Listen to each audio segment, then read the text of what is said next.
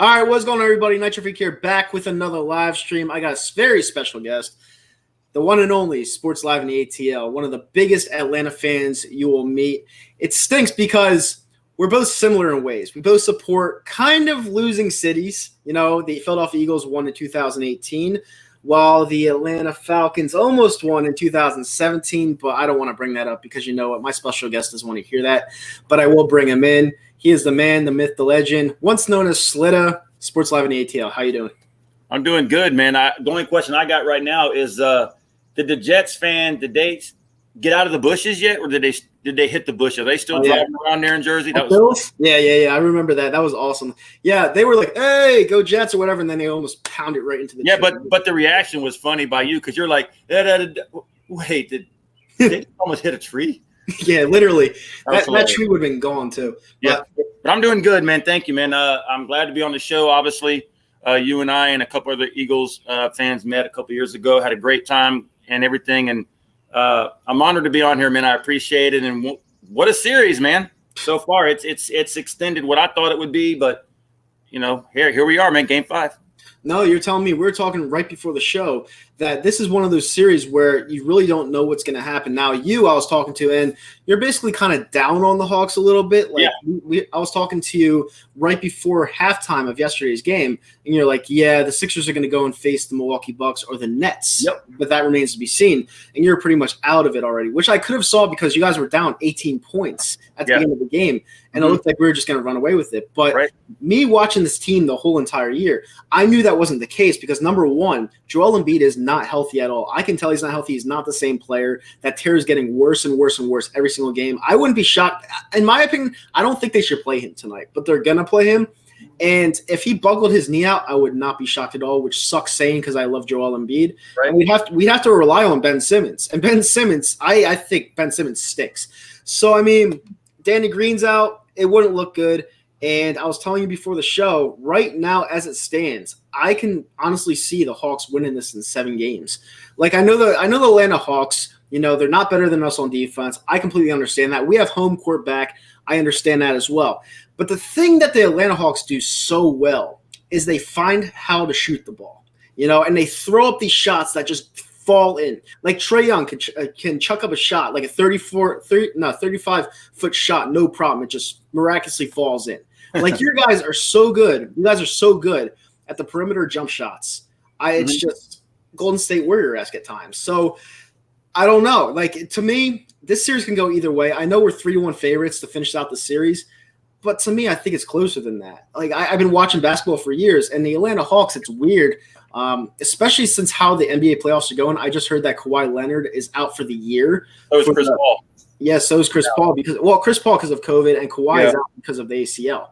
Right. So it's such a weird year. Any team this year could win the championship, especially if the Brooklyn Nets don't get fully healthy by the next round. Mm-hmm. So if either the Atlanta Hawks or the Philadelphia 76ers, these teams could go on runs, man. But your team is actually in better position, believe it or not, because you're fully healthy. Like, you don't have DeAndre Hunter. I understand that.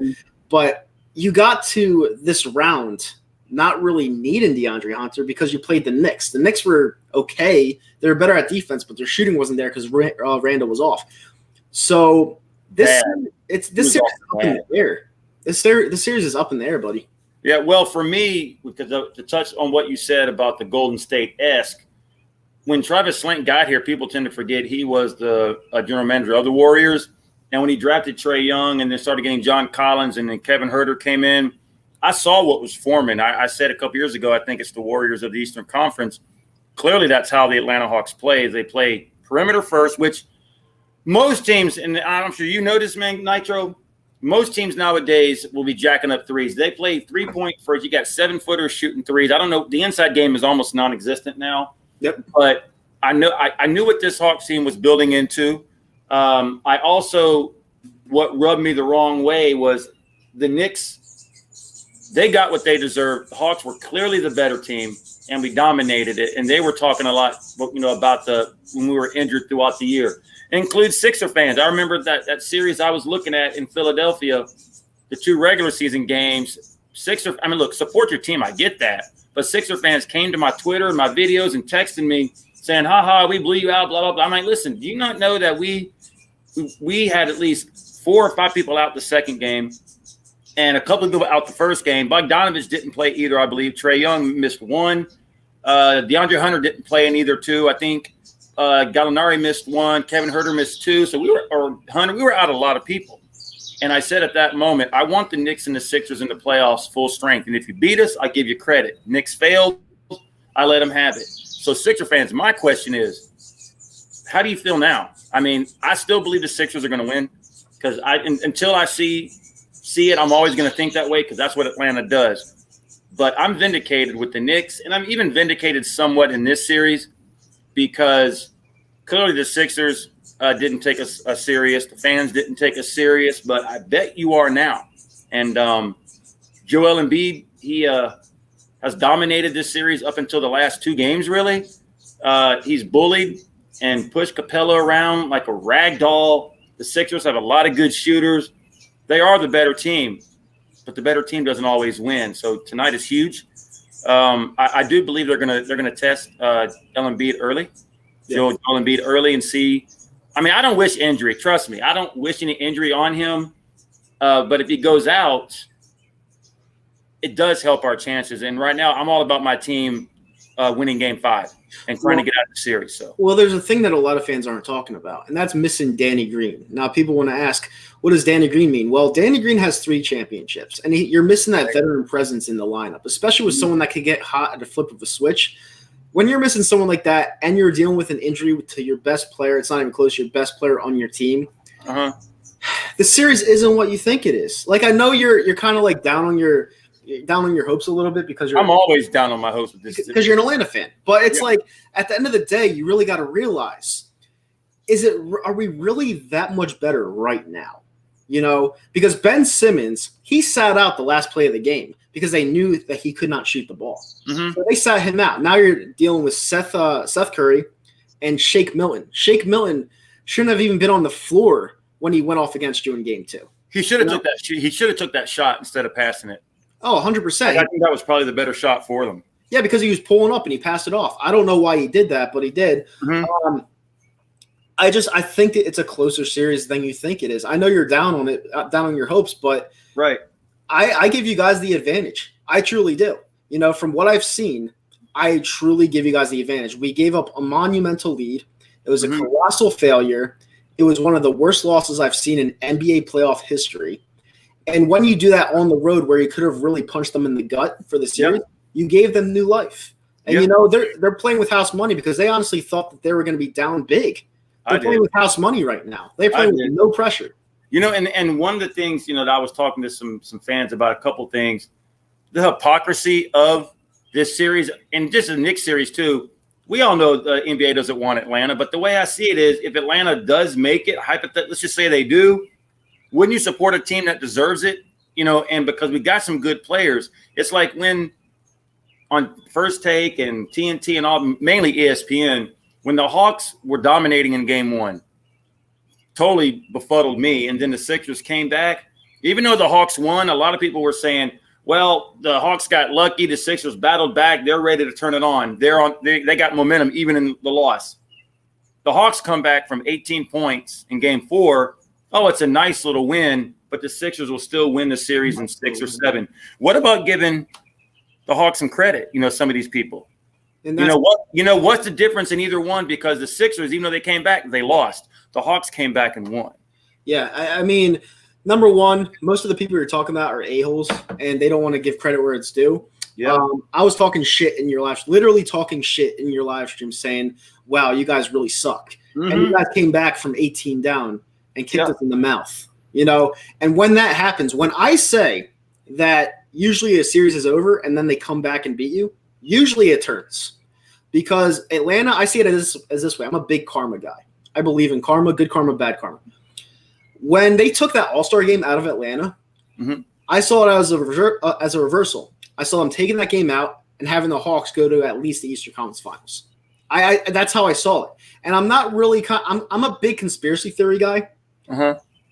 But sometimes I just view it as the world works a weird way sometimes, and I just see it as Atlanta's gonna advance to the Eastern Conference Finals. What about this, Nitro, for karma? You know, the NBA All-Star Game was here in Atlanta, right? Trae Young wasn't elected.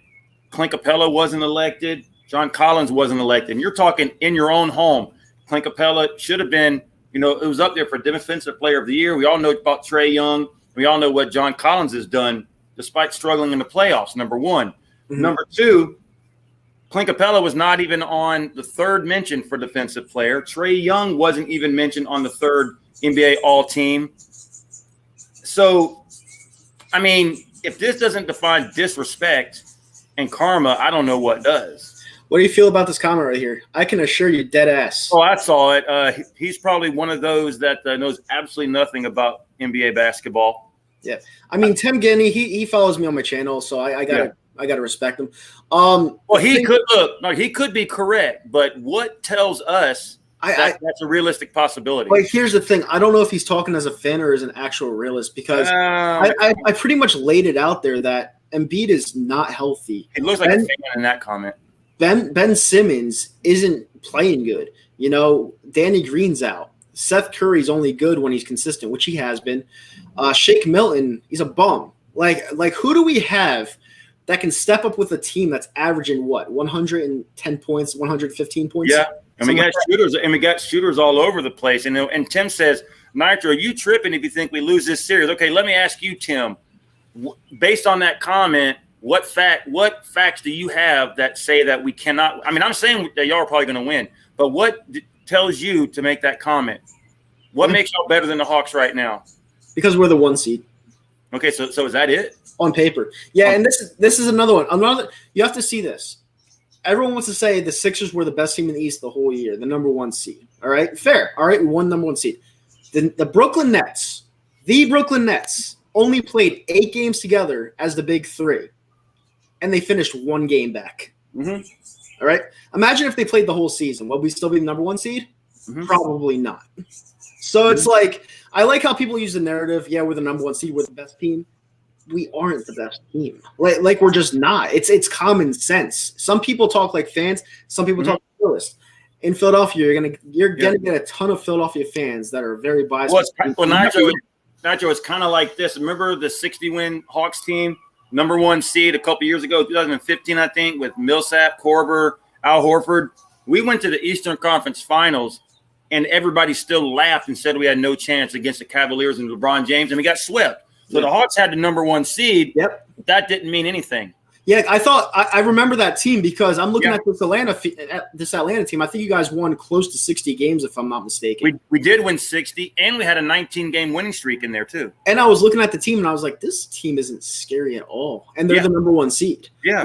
Like who'd you guys have? Like, who was your starting 4? It was Kyle Korver, Paul Millsap, Al Horford, Jeff Teague, what's his name? I'm missing somebody, but that was pretty much the gist of what we had. And Mike Boone. There are a ton of good players, but you didn't have one superstar. So it's like. Hold on. Ginley says, we're just overall better. Well, I said you are, but let me tell you something, Mr. Tim. If you win the series, I'll remember that comment. Yeah. If you lose the series, I will remember that comment. And you said both Hawks wins were because we played beyond dog poo. Embiid's last game, they won by a combined 5 points. Okay, well, let me put it like this. It's not about how many points you win by. It's about winning the game. Mm-hmm. If you blow the game, so be it. Remember, in the first game, we were up by 26, and we held on by 4 or whatever it was. But we were dominating that game. Yeah. But yet you probably felt pretty good coming out of it and into game 2 and then game 3.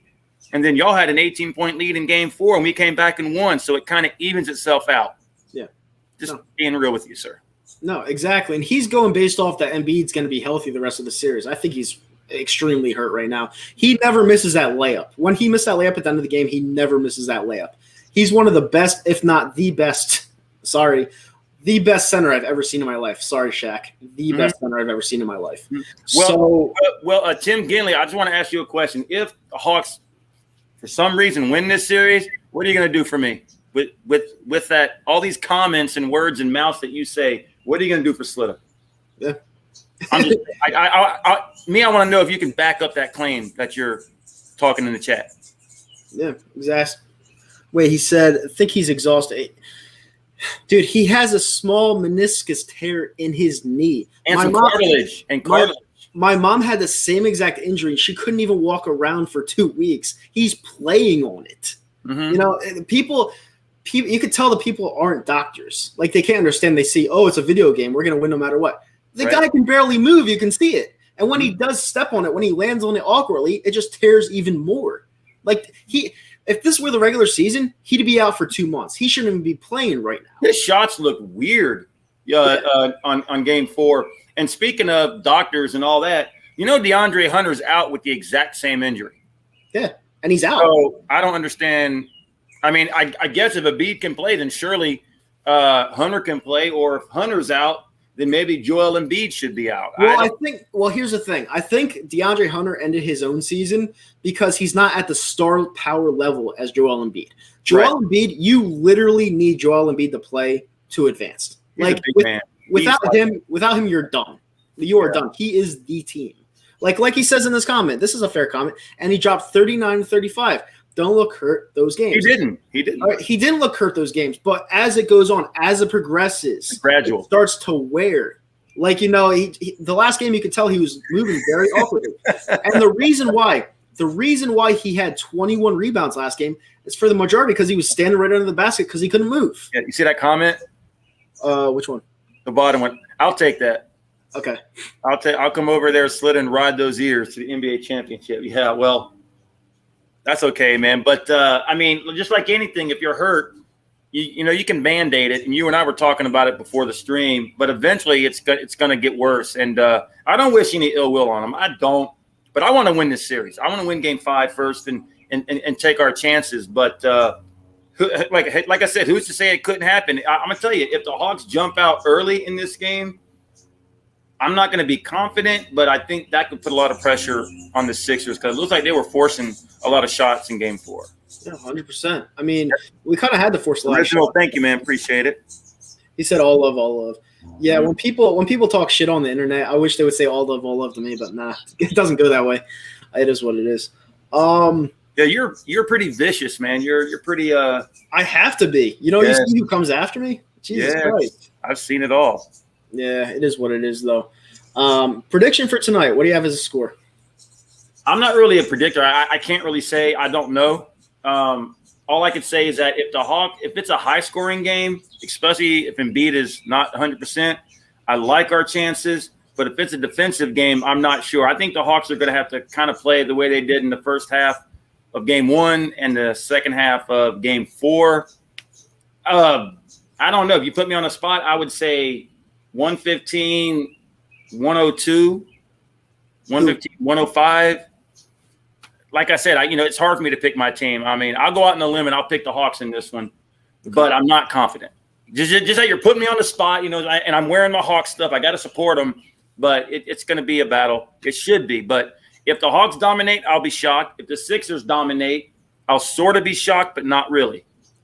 So, based off what I've seen out of Joel Embiid the last game and the way he's moving, which is not much at all, I have you guys winning 113-99.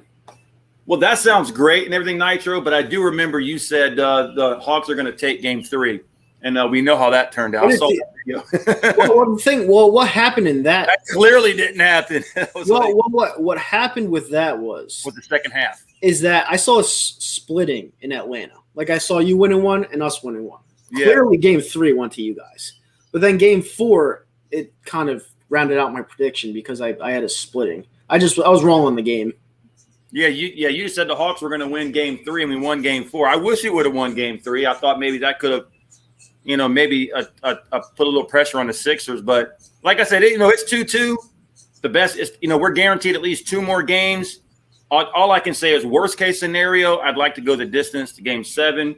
But as a Hawks fan, I would really like to end this sucker in 6 if we could, because I'm not too confident, despite winning there already and Embiid not 100% and Danny Green out. Game 7, Sunday, if it happens, Philadelphia, that's, the sports guys. Will they go for us or not. But let's not worry about that. Let's worry about winning Game 5. That's what I'm focused on. Exactly. The task at hand is Game 5. I am going to the game tonight. I'll be at Xfinity Live beforehand if you want to say hi or talk shit to me, whatever, which most of you always do.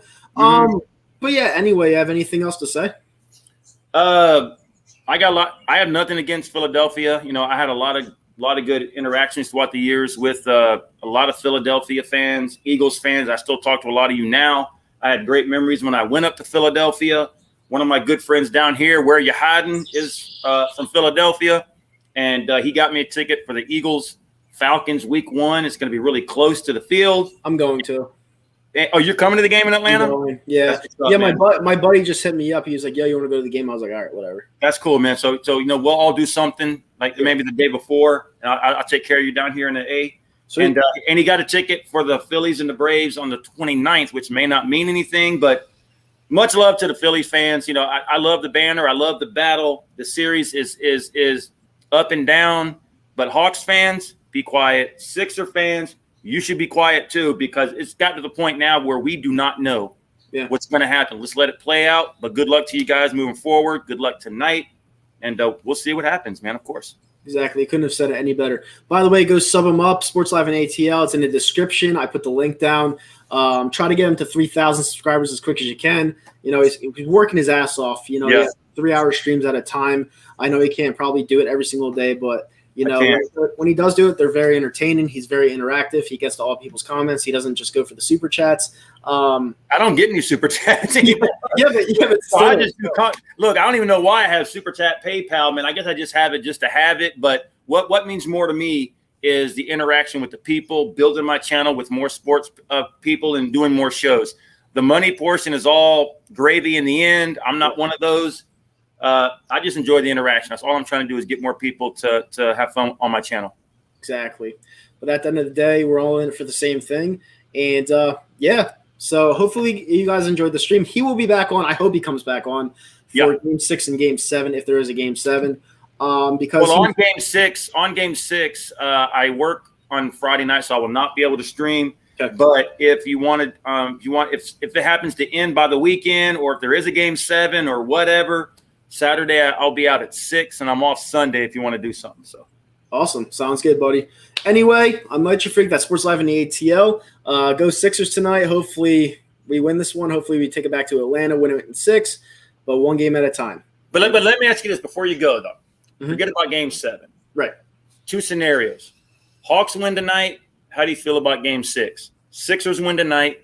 How do you feel about Game 6? Me, if the Hawks win tonight, I really like our chances Friday. No guarantee. If the Sixers win tonight, I still think the Hawks have a good chance to send it to Game 7. If the Hawks win tonight, Sixers will take it to Game 7, and that game is up in the air. Mm-hmm. If the Hawks win tonight, what did I say first, the Hawks or the Sixers? Yeah, he said if the Hawks win, the Sixers will win Friday and go to Game 7, 50-50 shot. If the Sixers win tonight, the Hawks will win Game 6, and it'll go 7. I have it going 7 regardless. We'll see, man. But if it does go that way, I'll put it like this. If it does go to 7 games, it means that the Hawks and the Sixers have exhausted everybody, and it means the Hawks have gone as far as they could go, and the best team will win, even if it goes to Game 6 and ends in 6. Either way. But I still think the Sixers are going to win. I'm proud of my team. I'm proud of the playoffs. I'm proud of the regular season. I'm proud of the way they turned it around since the coaching change. And I'm definitely proud of the future. I think the Hawks are going to be a contender for a while. Let's just hope the front office doesn't screw it up. But good luck, Sixers. May the best team win. See, it's a little far past being proud for our franchise right now, because if we lose this series, it's as the number 1 seed, it's not a good look. And honestly, I could see the coach possibly being on the hot seat, because you can't lose a series to a team like the 5th seed or the 5th seed. So you can't lose to a 5th seed being the number 1 with all the star power we had. Yeah, and the comment there says, doesn't matter who wins, Nets will take them next round. There's no guarantee. You don't know that. You do not know. But Mr. Sean Johnson. With that said, we're out, and see you guys